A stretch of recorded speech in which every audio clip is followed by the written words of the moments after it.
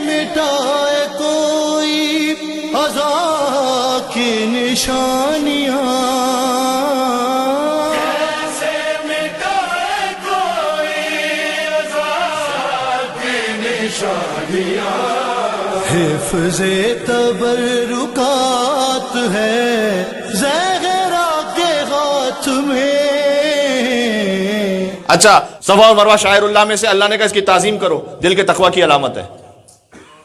جا کر دیکھے گا صراط النجات کتاب میں آیت اللہ خوئی کے استفتاء کی کتاب ہے یہ، چونکہ کچھ اپنے لوگوں کے ذہن میں بھی شبہات کریٹ ہو جاتے ہیں، لہٰذا آیت اللہ خوئی کی کتاب سے جواب دے رہا ہوں کہ ان سے سوال کیا گیا ہے کہ ہم اپنے موقف میں، اپنے علاقے میں زری کی شبیہ بناتے ہیں، کہیں یہ بدعت تو نہیں ہے کہ ہم شبیہ بنا رہے ہیں؟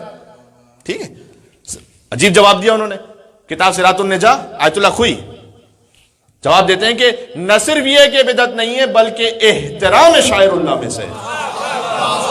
سبحان اللہ۔ توحید، کچھ لوگوں کو توحید کے حوالے سے پتہ نہیں کس قسم کی بات بخار ہو جاتا ہے۔ دیکھیں یہ بات قانون اب ذہن میں رکھیے گا، اگر توحید کے عقیدے کو آل محمد کی ولایت کے مقابلے میں کچھ بنا کے پیش کیا جائے تو سمجھ جائیے گا کہ جو جملہ میں نے استعمال کیا یہ توحید بالکل ابلیسی توحید ہے۔ توحید ملے گی آل محمد کے گھر سے، یعنی ان کی تعظیم نہیں، صفا اور مروہ کی تعظیم کا مطلب ہے ایک نبی خدا کی یاد تھی جن پہاڑیوں سے، اس کی تعظیم۔ مت کر ابراہیم علیہ السلام تو نہیں، ابراہیم علیہ السلام شاعر اللہ میں سے، ابراہیم تو شاعر اللہ سے بلند ہے، وہ خلیل اللہ ہے۔ شاعر اللہ میں نہیں کا مطلب کیا ہے شاعر اللہ میں سے، لیکن فقط شاعر اللہ میں سے نہیں، وہ اور بلند ہے، وہ خلیل اللہ ہے۔ وہ تو جس پہاڑی پر ان کی زوجہ دوڑی تھی اس کی یاد کو باقی رکھنے کے لیے وہ جو پہاڑی ہے وہ شاعر اللہ میں سے۔ وہ جو قربانی کے لیے جانور آیا تھا، مثلا کہتے جنت سے آیا تھا حضرت اسماعیل علیہ السلام کے عوض جو، اور وہ وَذَبَحْنَاهُ بِفِدْحٍ عَظِيمٍ کہ فدح عظیم کا وہ فدیناہ بذبح عظیم، وہ ذبح عظیم کا فدیہ بن گیا، جس سے مراد امام حسین علیہ السلام ہے روایات کے مطابق، ٹھیک ہے نا۔ لیکن وہ جانور جو آیا تھا اللہ اس کے لیے بات نہیں کرا کہ وہ شاعر اللہ میں سے، ہم اور آپ جو قربانی کے لیے جانور لیتے ہیں وہ شاعر اللہ میں سے، وَالْبُدْنَ جَعَلْنَاهَا لَكُم مِّن شَعَائِرِ اللَّهِ۔ سبحان اللہ۔ اگر کوئی جانور حسین کے جانور کی قربانی کی یاد میں اس لیے جلوس میں آ جائے کہ اسے دیکھ کر حسین کا زلجنہ یاد آئے، ہاں اب جس حد تک اللہ نے رکھا ہے اسی حد تک رکھنا چاہیے، کہ کیونکہ حسین کے لشکر کا سپاہی ہے ایک زلجنہ، اگر ایک جانور کو دیکھ کر وہ سپاہی یاد آ جائے، اس کی قربانی یاد آ جائے، یقیناً شاعر اللہ میں سے، یقیناً۔ کیوں؟ اس لیے کہ اسے دیکھ کر وہ زلجنہ یاد آئے گا، زلجنہ کی یاد سے حسین کی یاد ہے، حسین کی یاد سے اللہ کی یاد ہے۔ بات ہو رہی ہے کیا؟ یہ کوئی سمجھنے کی کوشش کرے، یہ جو علم مطہر ہے یہاں پر یہ اس بات کا جواب ہے۔ وہ جانور کے جو حضرت اسماعیل کے لیے آیا تھا اللہ اس کو شاعر اللہ کہتا تو لوگ کہتے کہ وہ جو غازی کے ہاتھ میں علم تھا فقط وہ شاعر اللہ میں سے۔ پتہ نہیں کہاں تک بات پہنچ رہی، کون کیا سمجھ رہا ہے۔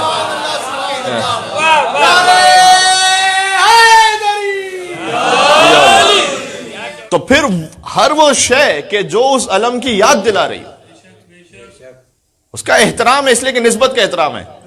یہ ہمارے جوان ساتھی بھی سمجھیں، بس اوقات ذہنوں کو کنفیوز کر دیا جاتا ہے اور اس کے بعد وہ خود ہی سمجھ رہے ہوتے ہیں کہ پتہ نہیں ہم صحیح عقیدے پر ہیں یا نہیں ہیں، ہم توحید پر ہیں یا نہیں ہیں۔ بات ہو رہی ہے۔ یہ جو بات ہو رہی تھی حضرت ابراہیم علیہ السلام کی کہ وہ فقط شاعر اللہ میں سے نہیں، وہ خلیل اللہ ہے۔ اب آپ دیکھیں گا ابراہیم علیہ السلام کی قربانی اپنی تمام تر عظمتوں کے باوجود، ایک جملہ کہنا چاہ رہا ہوں اگر آپ پھر سے تھوڑا سا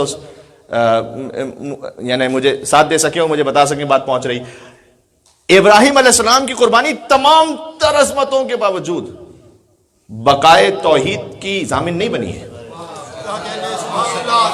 کچھ کہنا چاہ رہا ہوں، حسین مظلوم کی جو کربلا میں قربانی ہے، ابراہیم علیہ السلام نے جو قربانی پیش کی ہے وہ ان کا ذاتی امتحان ہے۔ بہت غور کیجئے گا، میں کچھ عرض کرنا چاہ رہا ہوں، آپ بات پہنچ رہی، میں کیا عرض کرنا چاہ رہا ہوں، یہ ذاتی امتحان ہے ان کا۔ اور اس امتحان میں کامیاب ہونے کے بعد انی جاعلک للناس اماما، اے ابراہیم ہم نے آپ کو انسانوں کا امام بنا دیا. یعنی ابراہیم علیہ السلام کا امتحان ہے ان کی ذات انفرادی حیثیت میں، جب وہ کامیاب ہو گئے انہیں امامت عطا ہو گئی. حسین کی قربانی میں حسین کو کچھ ثابت نہیں کرنا، یہاں پر کچھ کہنا چاہ رہا ہوں میں کہ حسین جب یہ قربانی دیں گے تو کچھ مل جائے گا انہیں، کچھ ثابت ہو جائے گا. جیسے ابراہیم علیہ السلام کے نا، حسین تو پہلے ہی سیدہ شباب اہل جنہ ہے. حسین کربلا کے بعد سیدہ شباب اہل جنہ نہیں ہے. حسین زمانے رسالت میں جب ان کا ظاہری سن 5 برس کا ہے، اس وقت حضور کہہ رہے ہیں الحسن والحسین سیدہ شباب اہل جنہ. حسین بچپن سیدہ شباب اہل جنہ ہے. کسی پیر فقیر مفتی جسے بھی عارف کو لے لیں، بڑے سے بڑا صوفی ہو، اس کا اختتام ہوتا ہے کہتا ہے کہ جنت پہنچ جاؤں. حسین کی زندگی کا آغاز جنت سے نہیں ہے، سیدہ شباب اہل جنہ. جی امام حسین علیہ السلام کی قربانی سے انہیں اپنی ذات کے لیے کچھ ثابت نہیں کرنا یہاں کہ قربانی دیں گے تو کچھ نیا ثابت ہو جائے گا. حسین کے لیے جو کچھ ہے ان کے لیے ثابت شدہ ہے. یا تو حسین کی قربانی کا معاملہ یہ ہے کہ یہ بقائے عقیدہ لا الہ الا اللہ ہے. آپ فرق محسوس کر رہے ہیں؟ ابراہیم علیہ السلام حضور پاک کے بعد سب سے افضل نبی ہیں بے شک. تو مقام ذبح پہ جو پہنچے وہ ہیں ذبیح اللہ. اسماعیل علیہ السلام ذبیح اللہ. مقام ذبح تک پہنچے تھے، ابھی ذبح ہوئے نہیں تھے. مقام ذبح تک پہنچے تو وہ ہیں ذبیح اللہ. جو ذبح ہو گئے تو ان کا مقام کیا ہوگا؟ یہ کچھ عرض کرنا چاہ رہا میں.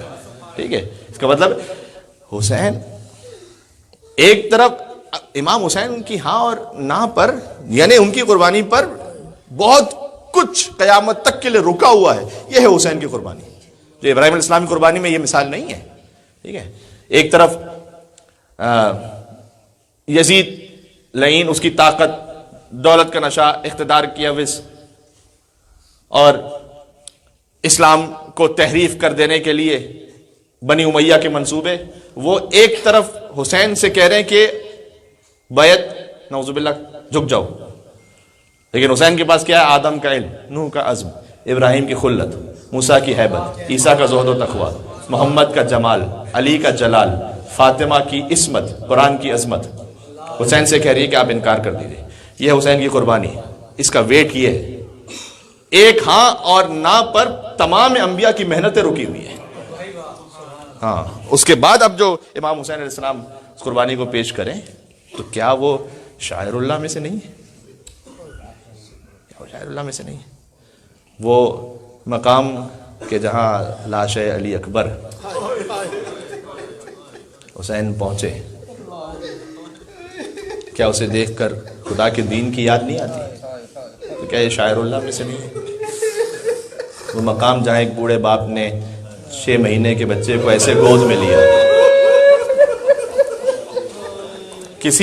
اب میں جملہ کہنے لگا ہوں، کسی باپ نے اپنے 6 مہینے کے بچے کو ایسے گود میں نہیں لیا ہوگا جیسے کربلا میں مقام علی اصغر پر حسین نے علی اصغر کو گود میں لیا تھا. کیا اسے دیکھ کر اللہ یاد نہیں آتا؟ اس قربانی کو دیکھ کر اللہ یاد نہیں آتا؟ ٹھیک ہے، اب میں کتنی مثالیں ایسی پیش کروں. کتنے خود ہمارے یہاں پر شعراء میں کچھ ایسے ہو گئے تھے، بظاہر کہتے تھے ملحد ہو گئے ہیں، یعنی ایتھسٹ ہو گئے، لیکن ایتھسٹ ہونے کے باوجود بھی جاتے تھے مرثیہ پڑھتے تھے امام حسین علیہ السلام کا. ان سے کوئی پوچھتا تھا کہ وہ تم تو اپنے خیالات میں ملحدانہ فکر کے ہو گئے، مرثیہ کیوں پڑھے حسین کا؟ کیا بس حسین کے سجدے کو دیکھ کر یقین آ جاتا ہے کہ کوئی نہ کوئی خدا ہے؟ کیوں؟ اگر خدا کی حقیقت نہ ہو نعوذ باللہ من ذالک، تو کون ہوگا کہ جو اپنے 6 مہینے کے بچے کو قربان کرے گا؟ مجھے بتائیے گا کون ہوگا؟ ٹھیک ہے، کیا یہ شاعر اللہ میں سے نہیں ہے؟ اور حسین کا وہ ذوالجناح، بچوں کے لیے میں جملہ گزارش کر دوں کہ میں نے کیوں کہا تھا کہ حسین کی فوج کا سپاہی ہے یہ، اس لیے کہ تاریخ میں اس طرح سے ملتا ہے کہ جب حسین زمین کربلا پہ تشریف لے آئے تو ہر شہید کی شہادت کی خبر حسین دینے جاتے تھے نا.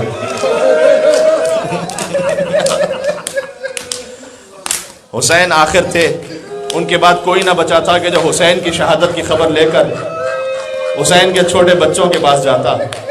لہذا ذوالجناح نے اپنی پیشانی کو رنگین کر لیا، خون ہے حسین ابن علی سے، اور اس کے بعد وہ دوڑا اور اس پیشانی کو دیکھ کر سیدانیہ یہ سمجھ گئی کہ حسین،